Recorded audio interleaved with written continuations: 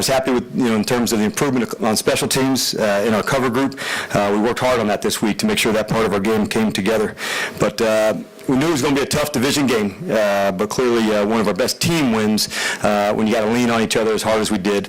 And I'm sure I'll answer a number of questions about Julio and his performance. But as great as the performance and the numbers are, it's the competitor that he is that totally stands out. I wish you could experience him on the sideline, the aggressiveness in the hands that he has. He put up another big day, he and Matt also, certainly on third down as well. So glad to open up the questions regarding the game and the division.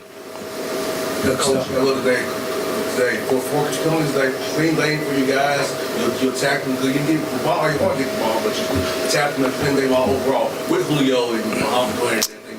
Yeah, we had a sense that the turnover margin would come into effect in this game, and so we had owned it all the way until that spot. We didn't create any like we had hoped, but there were some areas that we think we can get a bunch better, and we're going to work like crazy to do that and see if our improvement as you're moving forward through the season.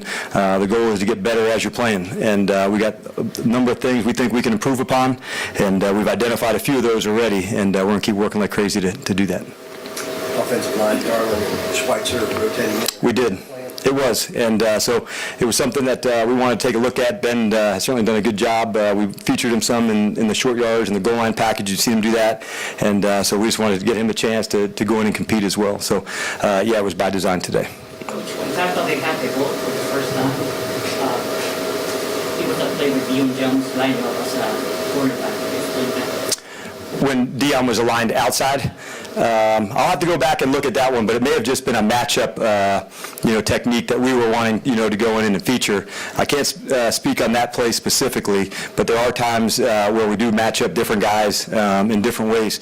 Tampa's a unique team. They got long receivers, fast guys, backs that can get out of the backfield, and both teams, had injuries today that both, sides had to go and contend with, and so that's what, division, tough, hard battles are about, and it was going to be all the way to the end, and it certainly did.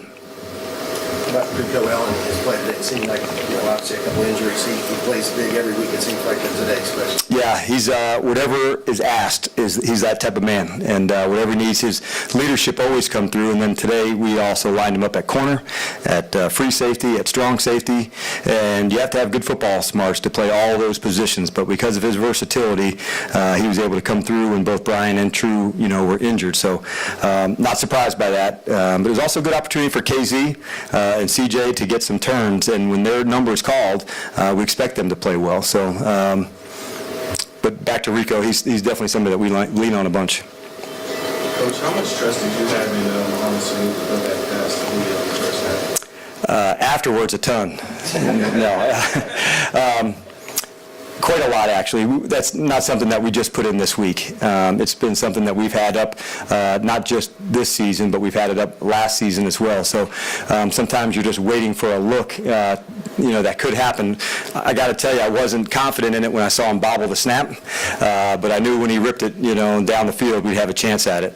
And he's a really good athlete. He can throw it, he can punt it, he can kick it, he can damn sure catch it. And but for today, I thought just some good third down conversions by him, and that connection between Mo to who, we were excited for that one.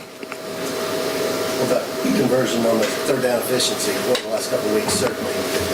Well, we knew that was an area through the first half of the season that we weren't happy with, and so we've added some work into that spot, and we feel like we can still continue to grow in that area. And all the extra work that we do offense against defense, we do at third down, we do red zone against one another. We like that style and that competitiveness that's across the ball, and we do that, back up in Flower Branch a couple times a week, and that's the type of work that pays dividends later in the season, just more turns and more experience doing it. And Coach, I was about 7 today, 19 carries, 97 yards today. Sherrod Ward running real good. You hit him about to come back. We got a 3-headed monster now. Then back through there.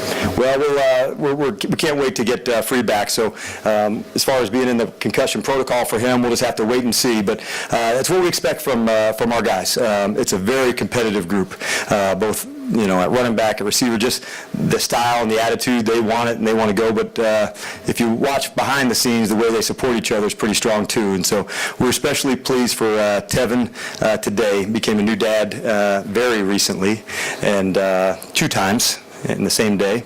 And so we were really pumped for him, for today and for that moment. All right. Thank you, guys. All right, you guys have a good one. We'll see you this weekend. Back here.